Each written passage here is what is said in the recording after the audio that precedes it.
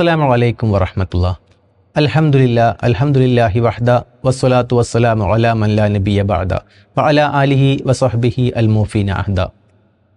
സർവ്വലോക രക്ഷിതാവായ അള്ളാഹു മനുഷ്യർക്ക് മുഴുവൻ മാർഗദർശനമായി അവതരിപ്പിച്ച ഗ്രന്ഥമാണ് പരിശുദ്ധ ഖുർആൻ. ആ ഖുർആൻ ജീവിതത്തിൻ്റെ മുഴുവൻ മേഖലകളിലും പാലിച്ചുകൊണ്ടുള്ള ഒരു ജീവിതമാണ് മുസ്ലിമിൽ നിന്ന് നമ്മൾ പ്രതീക്ഷിക്കുന്നത്.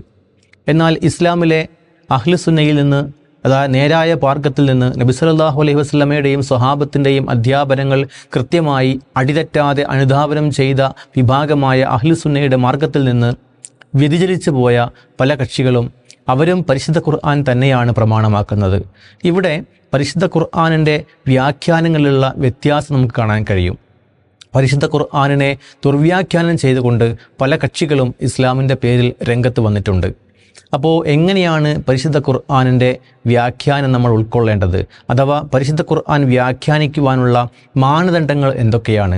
കേവലം അറബി ഭാഷ അറിയാം എന്നതുകൊണ്ട് മാത്രം പരിശുദ്ധ ഖുർആൻ വ്യാഖ്യാനിക്കുവാൻ നമുക്ക് സാധിക്കുമോ? ഇവിടെയാണ് പണ്ഡിതന്മാർ നിർണയിച്ചിട്ടുള്ള ഉപാധികൾ അഥവാ ചില മാനദണ്ഡങ്ങൾ നമ്മൾ പരിചയപ്പെടേണ്ടത്. പരിശുദ്ധ ഖുർആനിലെ ഒരു വചനം, ആ വചനത്തിൻ്റെ വ്യാഖ്യാനം ചിലപ്പോൾ പരിശുദ്ധ ഖുർആനിൽ തന്നെ മറ്റ് വചനങ്ങളിൽ നമുക്ക് കാണാൻ കഴിയും. ഒന്നാമതായി നമ്മൾ പരിഗണിക്കേണ്ടത് ആ വസ്തുതയാണ്. ഉദാഹരണമായി ആദം നബി അലൈഹിസ്സലാം ചില വചനങ്ങൾ അള്ളാഹുവിങ്കിൽ നിന്ന് പശ്ചാത്താപത്തിന് വേണ്ടി സ്വീകരിച്ചു. ഫതലഖ ആദമു മിർ റബ്ബിഹി കലിമാത്തിൻ എന്ന ഖുർആനിൽ ഒരിടത്ത് നമുക്ക് കാണാൻ കഴിയും, സൂറത്തുൽ ബഖറയിൽ. എന്തായിരുന്നു ആ വചനം എന്നതിൻ്റെ വിശദീകരണം നമുക്ക് സൂറത്തുൽ അഅറാഫിൽ റബ്ബന ഗഫിർ ലനാ ദുനൂബന എന്ന് തുടങ്ങുന്ന ആയത്തിൽ ആ വചനം എന്താണെന്ന് അള്ളാഹു വ്യക്തമാക്കുന്നു. ഇങ്ങനെ ഒരായത്ത് മറ്റൊരായത്തിൻ്റെ വ്യാഖ്യാനമായി നമുക്ക് കാണാൻ കഴിയും. രണ്ടാമതായി ഖുർആനിലെ ഒരു ആയത്തിൻ്റെ വിശദീകരണം എന്താണെന്ന് നബി സല്ലല്ലാഹു അലൈഹി വസല്ലം കൃത്യമായി നമ്മെ പഠിപ്പിച്ചിട്ടുണ്ടാകും. അത് നമ്മൾ പരിശോധിക്കേണ്ടതുണ്ട്.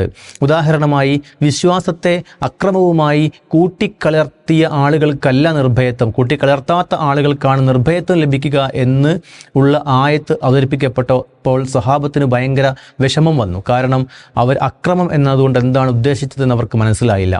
അപ്പോൾ നബി സല്ലല്ലാഹു അലൈഹി വസല്ലം അവരെ പഠിപ്പിക്കുകയാണ്, അവിടെ ലുൽമ് അഥവാ അക്രമം എന്ന് പറയുന്നത് കൊണ്ട് ഉദ്ദേശിക്കുന്നത് ഷിർക്കാണ്. അപ്പോൾ അത് നബി സല്ലല്ലാഹു അലൈഹി വസല്ലമയുടെ അധ്യാപനങ്ങളിൽ ഹദീസുകൾ നമുക്ക് കാണാൻ കഴിയും.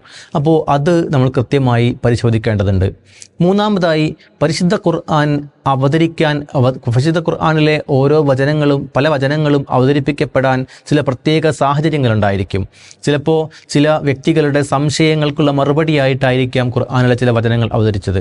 അല്ലെങ്കിൽ നബി സല്ലല്ലാഹു അലൈഹി വസല്ലമയുടെ കാലഘട്ടത്തിൽ നടന്ന ഏതെങ്കിലും സംഭവങ്ങളുമായി ബന്ധപ്പെട്ട് അവതരിപ്പിക്കപ്പെട്ടവയായിരിക്കാം മറ്റു ചില സൂക്തങ്ങൾ.